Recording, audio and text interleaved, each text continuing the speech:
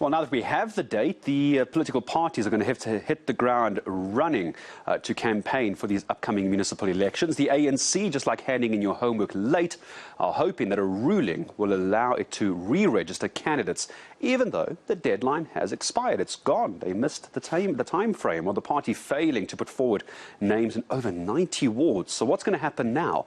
Here's eNCA's Manqoba Mchunu with that story. It's a ruling that has sent the IEC and some political parties into a tailspin. Elections will be held in less than 2 months. It's an affirmation of supremacy of the Constitution. It's an affirmation of the importance of the rule of law and the court ordering the Electoral Commission to hold and conduct elections within the time frame that the Constitution envisages. But what does it mean for political parties who will have to campaign during a pandemic?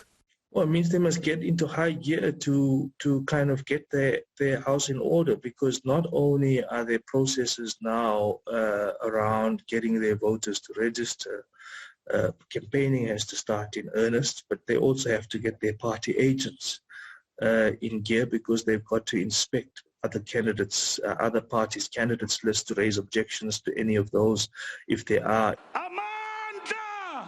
The ANC in particular could be haunted after failing to register some candidates on time. If they are completely left out of those municipalities and the candidate nomination process is not reopened, the real risk is that in those 30 or 35 municipalities there will be a change in power.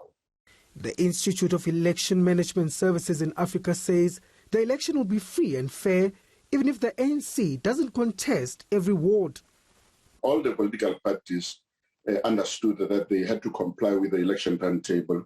A party that does not comply with the requirements will not participate in the elections, and it's got nothing to do with the credibility of the elections.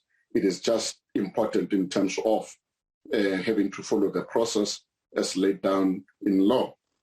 The IEC must now get into gear, while political parties will have to tackle their campaigns with gusto.